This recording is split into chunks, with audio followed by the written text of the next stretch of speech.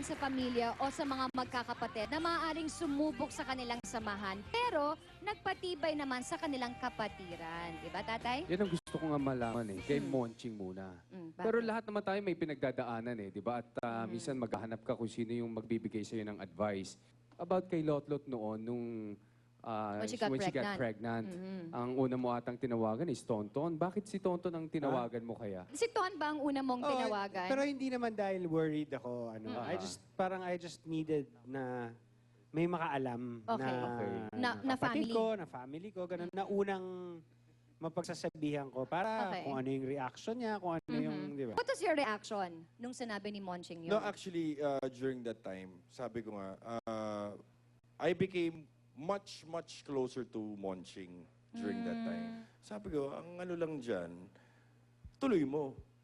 Sabi ko, yun ang pinaka-advice na mabibigay ko sa'yo. Nagkaroon ka ng ganyang sitwasyon, Harapin mo harapin ito. mo yan. So, since then, napamahal na sa akin Important ng ka kapatid. talaga. Naks!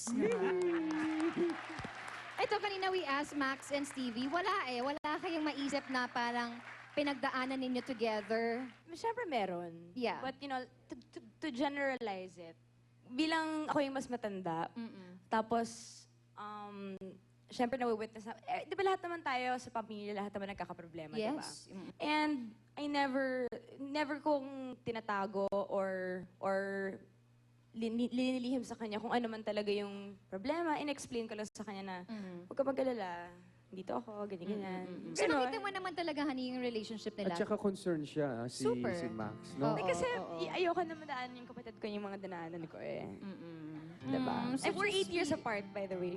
Oh, Han, kung sweet sila, mas sweet yung dalawa doon. No? tingnan mo naman tong dalawang to. Kaya nga tatanungin ko si Yoji and Vandolph.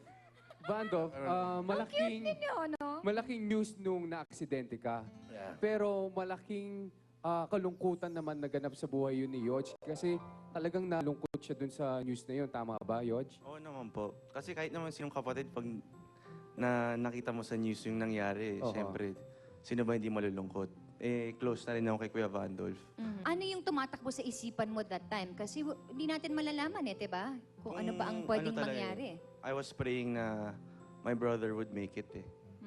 Kasi narinig ko kasi na 50-50. So, syempre, ayoko pumasok. Gusto ko, Oo. bumibisita ako kay Kuya. Gusto ko kasi makita yung recovery niya eh. They're so cute together. Ang cute nila, ni para sa lalaki. Actually, nung nasa bahay na ako ni Mama sa tahanan, natulog si Hodge doon sa room ko. Nung nasa bed lang ako, hindi ako makatayo, makalakad. He was there sa room ko, we were Conscious ka talking. nun, ha? Conscious ka na. Gising yan. na ako, Oo. pero tulala pa rin ako. Okay. Medyo, ano yun, parang what happened? Nandun pa rin Shock ako. pa. Oo. Tapos yun, my brothers were there to be with me, to comfort me. Lalo si Hodge, si Winmin. Alos lahat ng mga kapatid ko nandun para sa akin. Oh, yung sweet. Eto na. Kilalang kilala ng mga half-siblings na sina Tonton and Monching, Max and Stevie, Yoj at si Vandolph ang isa't isa. Ganun na nakakilala yung isa't isa, di Oo, ba, Han, tatay? pero kung mayroon higit na nakakakilala sa kanila, ito mismo ay mga magulang nila. Oh, Meron eto tayong na. messages sa kanila. Eto na. Please watch this, guys. Alam mo, si Tonton, nung nakakasama ko siya, pinapasyal ko siya sa mga department stores at nagsha-shopping kami. At yun, tapos doon siya nakatira kila Lisa. So doon ako nagpapasyal sa bahay ni Lisa dahil dinadalaw ko si Tonton. Si Monching naman mahilig sa kotse. Super hilig sa kotse. Umuupo pa sa lap ko yun, nagmamaneho ng kotse. So talagang nung araw pa mahilig sa auto si Monching. Well, I'm happy to be here and napakaganda itong gagawin nyo. Magkakasama kayo sa isang show. Si bihira yung nagsasama sila. And I'm very proud of you, both of you. And not only to you, but all my children. I'm very happy na nandyan ang love, ang respeto. Kaya mahal ko kayong lahat. Ano naman ang masasabi niyo sa sinabi ng inyong daddy na napaka-cool? Sa Ton. Dad, thank you for the kind words. And, Oo, pinapasyal ka pa daw sa mga malls. Oo. Diba? Huwag na natin Natatandaan mo alamin yun? kung saan yun. Kinikwento ko nga sa'yo, di ba, yung Arcegas. Oo. So, tandang-tanda Sa mo may talaga Aurora yan. Boulevard yun. Ayun. Sarado na yun Thank you, ngayon. Dad. Love you. Si Monching Sarado naman, na yun. ikaw, alam na alam ng tatay mo talagang sobrang hilig mo sa kotse, na umuupo Oo. ka pa daw sa lap niya. Yun, siguro, di ba? Nahilig na lang din dahil mahilig siya, ganun. Thank you, Dad. Basta kami, we're always here, di ba? Kami magkakapatid, wala naman kaming problema. We don't fight, we don't argue. Talagang we get along very well. At nakikita naman talaga namin, kasi diba, honey, sa mga gatherings, nakikita natin na they're Lagi always silang complete. kompleto, ah. They support each Oo. other sobra in a major way. O, eto na. Para naman sa two girls natin. Girls, watch this. They're funny at all times. Si Maxine especially. Si Maxine, iba-iba tawag ko sa kanila eh. Si Maxine ang ano ko eh, ang little daddy's girl yun eh. Yun ang little daddy's girl. Si Stephanie ang aking bush-kush, yung love of my life naman yun. Kahit paano, nung maliliit pa sila, pag merong isang kumandong sa akin, kailangan kandungin ko lahat. Kailangan sila makikikandong sa akin. Tapos meron din siyang, yung maliliit pa, like each one of them went through the phase of, why are you calling my daddy, daddy? Yung kasi siya, daddy ko siya eh, bakit ikaw tinatawag mong daddy? Nung maliliit pa. But of course, they also learned that on their own na ganun na nga ang sitwasyon. Well, of course, Maxine, wherever you're at, you know, itong pinili mong career, being an actress, you do well in whatever you do, yung pag-aaral mo ng pagme-makeup, pagputihin mo yan. Stevie, huwag muna ito, ha? Pag-aaral muna. Naintindihan niyo ng Tito Sorry ng Tita Carmina niyo. Alright. Good luck. Ayan, Oh, Stevie, Mac. study Stevie. first. Oo. Wag daw muna. Oo. What can you say? What? Si Daddy actually yung foundation talaga namin, lahat magkakapatid eh. So, going back to that question, kung ano man yung pinagdaanan na paano kami naging close, it's really our dad. Siya. Yeah. Because of his love, we feel his love. So we love each other all equally.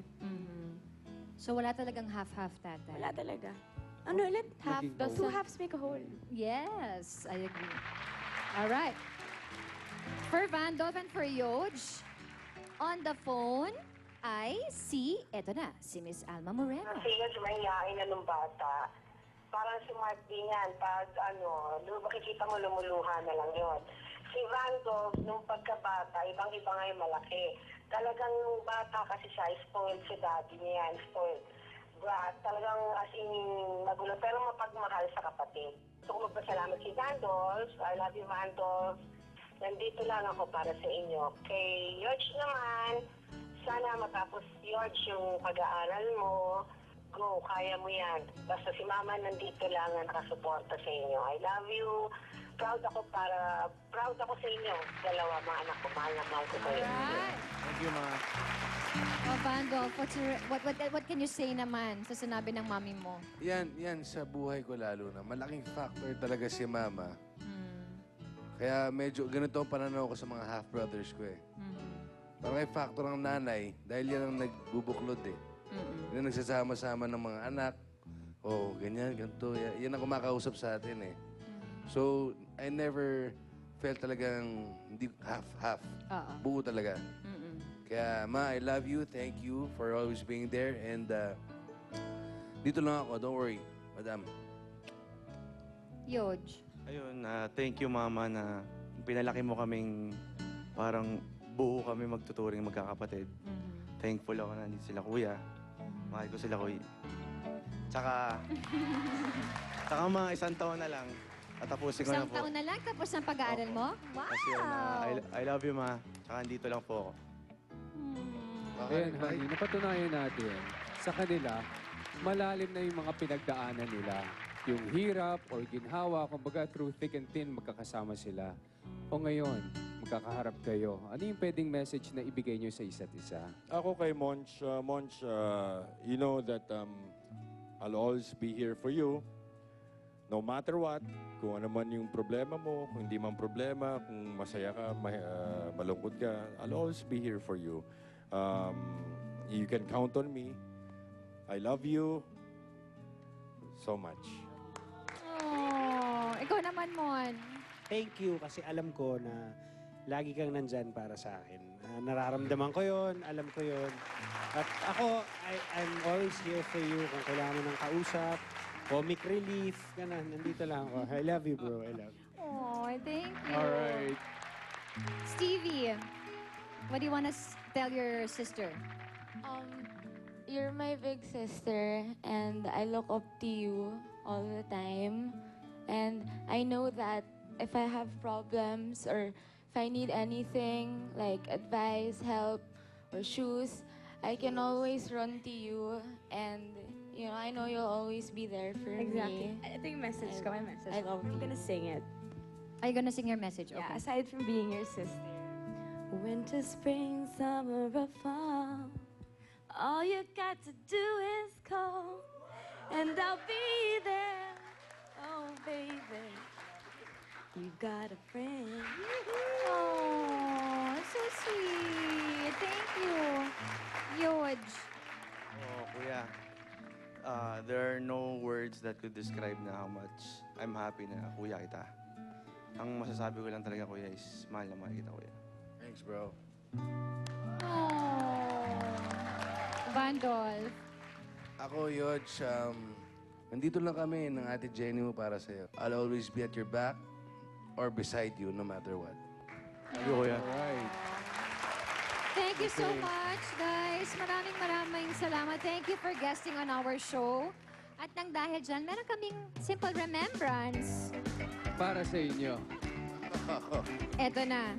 Ito ay para kay Monching at para kay Ton. Ngayon, dito na yata magsisimula ang away nyo. Kung sino magtatago niyan. Thank you. Shopping. Yeah, shopping, shoes, makeup. For you girls. Para puro mukha yan, ah. Si Vandolph at si Yoj. There you go. Thank you so much, guys. Thank you, thank you. Maraming salamat sa pag-share ninyo mga stories. Thank you again. Thank you, guys. Tutok lang, mga mister at mga misis at mga magkakapatid. Tuloy-tuloy lang ang usapang kapatiran sa pagbabalik ng Love ni Mister. Love ni Misis. Love ni Mister.